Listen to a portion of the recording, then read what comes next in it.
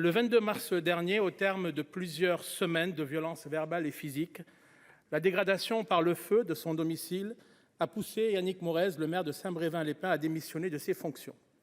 Dépité, désabusé, découragé, cet élu engagé pour sa commune, ce médecin dévoué à sa patientèle, renonçait à l'exercice de son mandat.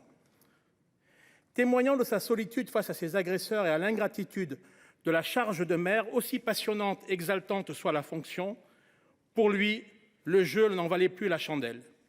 Des limites avaient été franchies, des bornes avaient été dépassées. Des témoignages comme celui de Yannick Morez, nous en entendons souvent.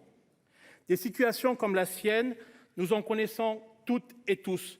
Nous, sénatrices et sénateurs, enracinés dans nos départements et engagés au quotidien aux côtés de nos collègues élus locaux.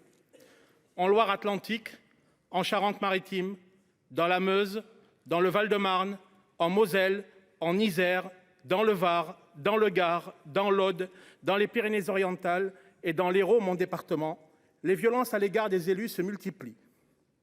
À chaque fois, nous témoignons unanimement notre soutien et notre solidarité à l'égard des collègues victimes.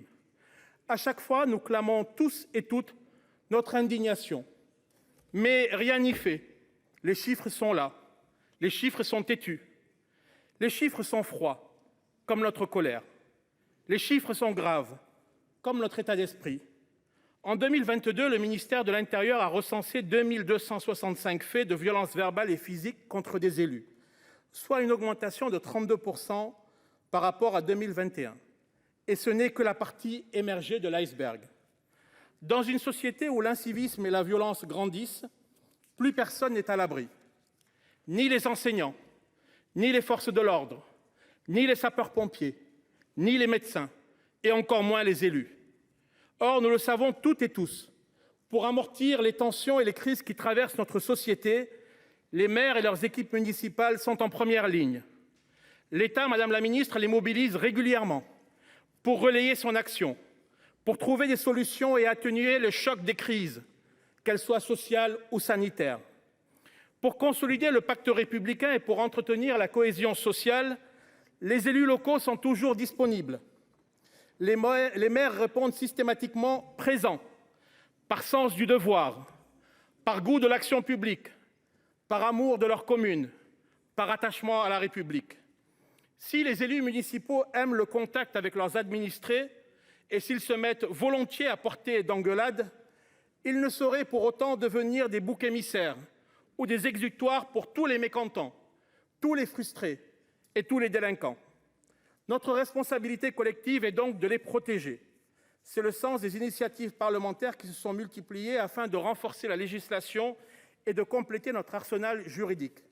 C'est l'objet de la proposition de loi que nous examinons aujourd'hui. Son contenu est dans l'ensemble consensuel et nous souscrivons à nombre des propositions qui en sont formulées. Le premier volet concerne l'aggravation des sanctions encourues par les auteurs de violences à l'égard des élus. C'est un message envoyé aux élus pour leur dire « Chers collègues, vous n'êtes pas seuls. Nous sommes à vos côtés. La loi est avec vous. La République vous protège. » Aussi, nous saluons la volonté des auteurs de la proposition de loi de prendre en compte les nouvelles formes de violence que subissent les élus. Le cyberharcèlement, l'injure, la diffamation et la calomnie qui s'étalent désormais sur les sites internet, les blogs et les réseaux sociaux. Nous signifions de la même manière, de manière solennelle, que le règne de l'impunité est fini. Le titre 2 de cette proposition de loi concerne la prise en charge et l'accompagnement des élus et des candidats victimes de violences au cours de leur mandat ou en campagne. Nous souscrivons à la plupart de ces mesures, d'autant plus que nombre d'entre elles étaient aussi présentes au sein du texte visant à démocratiser les fonctions électives et renforcer la protection des élus locaux, déposé le 23 juin 2023 par le groupe socialiste et notamment nos collègues Éric Kerrouche et Didier Marie.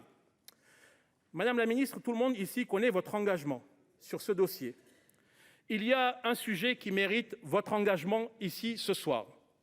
C'est celui qui concerne l'extension de la protection fonctionnelle à tous les élus, à tous les conseillers municipaux, qu'ils soient majoritaires ou minoritaires. J'ai déposé un amendement qui a été rejeté au motif de l'article 40 de la Constitution. Or, tout à l'heure, dans les interventions de la présidente Françoise Gatel, dans l'intervention de la présidente Maryse Carrère et dans l'intervention de Patricia Schillinger et dans la mienne, Nous portons ici au Sénat la même demande. Madame la ministre, j'ai un sous-amendement que je voulais présenter tout à l'heure, mais on me l'a aussi rejeté au motif de l'article 40. Il n'y a pas de souci, vous êtes la seule ce soir capable de lever le gage. Donc je vous mets au défi devant tous les collègues ici présents sur tous les groupes de lever le gage. Comme ça, nous pourrons mesurer et attester et apprécier votre engagement sur ce sujet.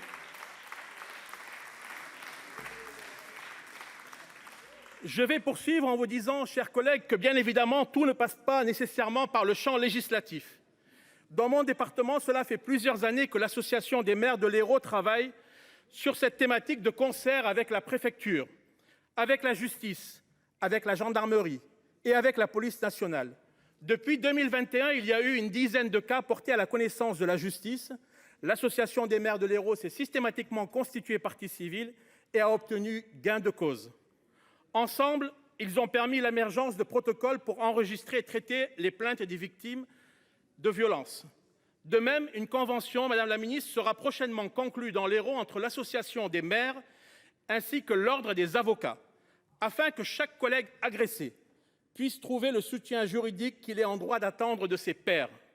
Avec cette proposition de loi, nous adressons un message aux élus de l'Hexagone, des territoires ultramarins, mais aussi aux représentants des Français de l'étranger, pour leur dire que nous sommes toutes et tous engagés et mobilisés à leur côté, qu'il s'agisse du Sénat, mais qu'il s'agisse aussi de l'État et de ses services, préfets, sous-préfets, commandants de police et de gendarmerie, procureurs de la République, ambassadeurs et consuls généraux. Partout où ils œuvrent, les élus locaux sont les artisans et les gardiens de l'intérêt général. Partout où ils s'engagent, les élus locaux sont les sentinelles du bien commun. À chaque fois qu'ils reçoivent l'onction du suffrage universel, les élus locaux incarnent la République.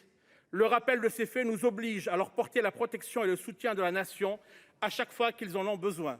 C'est ce que nous ferons à l'issue de nos débats en votant, je l'espère, unanimement cette proposition de loi.